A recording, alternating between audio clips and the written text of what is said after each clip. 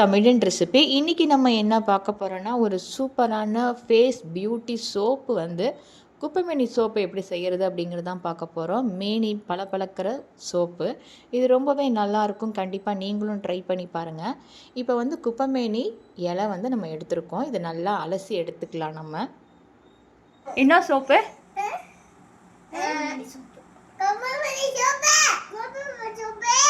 குப்பைமேனி. Okay, எப்படி பண்ணலாமா? சரி, என்ன இலை எடுத்துக்கிட்டாச்சா? இதை நம்ம என்ன பண்ணலாம்? மிக்சியில் அரைச்சிக்கலாமா? ஓகே,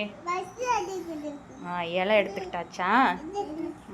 இதை நம்ம என்ன பண்ணலாம்? மிக்சியில் அரைச்சிக்கலாமா?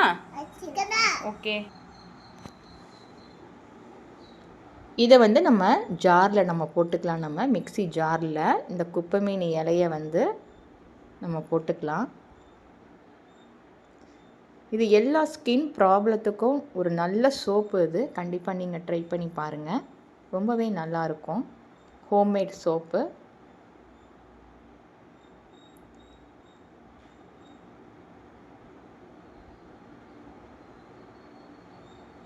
இப்போ நம்ம இந்த இலையை வந்து நம்ம மிக்சியில் போட்டாச்சு. இப்போ நம்ம என்ன பண்ண போகிறோன்னா, இது கூட ஆலோவேரா ஜெல்லு வந்து நம்ம ஒரு 4-5 தடவை அலசிட்டு அந்த ஜெல்லை இது கூட போட்டு நம்ம நல்லா மிக்சியில் அரைச்சிக்க போகிறோம். பாருங்கள், இது நல்லா அரைச்சாச்சு. இப்போ இதை வந்து ஒரு வடிகட்டி வச்சு நம்ம என்ன பண்ணிக்கலாம் அப்படின்னா, நம்ம வடிகட்டிக்கலாம். நம்ம அரைச்சி வச்சுருந்ததை நம்ம இந்த மாதிரி நல்லா வடிகட்டிக்கலாம்.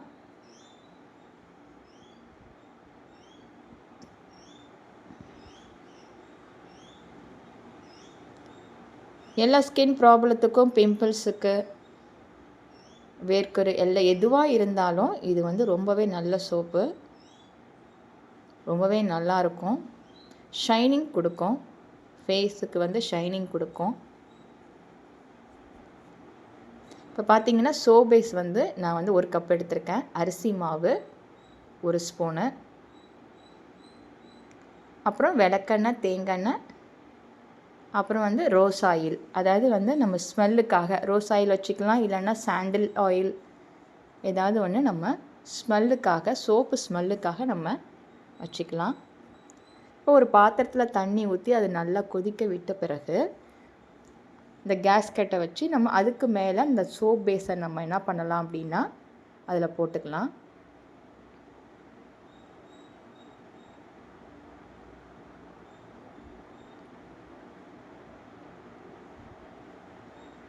இப்போ தண்ணி கொதிக்கும் போது இதில் வந்து கரைஞ்சி வந்துட்டுருக்கு பாருங்கள்.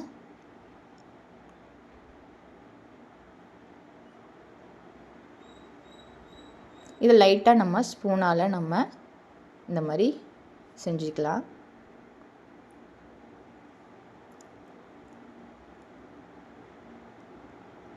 பாருங்கள், இது மெல்ட் ஆகி வந்துட்டுருக்கு பாருங்கள். நல்லா மெல்ட் ஆகுது.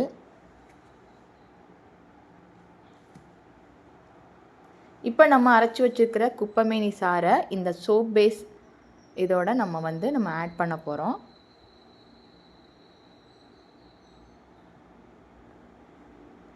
இது கூட நம்ம என்ன பண்ணலாம் அப்படின்னா, தேங்காய் எண்ணெய் 1 ஸ்பூனு, வேணும்னா அரை ஸ்பூன் கூட நீங்கள் போட்டுக்கலாம். அப்புறம் விளக்கெண்ணெய் 1 ஸ்பூனு,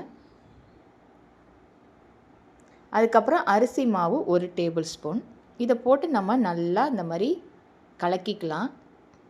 சோப்பு நுர வர்றதுக்கு காஸ்டிக் ஆசிடுன்னு அது ஆன்லைனில் இருக்குது. அது கூட நம்ம 1 ஸ்பூன் நம்ம போட்டுக்கலாம். அது எதுக்காக அப்படின்னா, எந்த சைடு எஃபெக்டும் கிடையாது. அது வந்து நுர வர்றதுக்காக அது போடுறது. நம்ம ஹோம்மேட் சோப்பு அப்படிங்கிறதுனால எந்த கெமிக்கலும் எந்த இதுவும் நமக்கு அஃபெக்ட் ஆகாது. அது போட்டாலும் சரி, போடலனாலும் சரி, அது உங்களுடைய விருப்பம். நான் வந்து போடாமல் தான் இதை செஞ்சுருக்கேன் நான். இப்போ நம்ம லாஸ்ட்டாக ரோஸ் ஆயிலோ இல்லை வந்து சாண்டில் ஆயிலோ அது எது வேணாலும் நம்ம ஊற்றிக்கலாம்.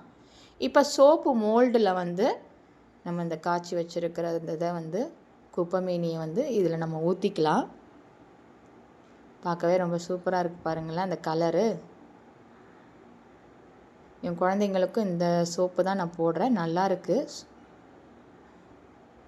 ஸ்கின்னுக்கு ரொம்பவே நல்லா இருக்குது இந்த சோப்பு.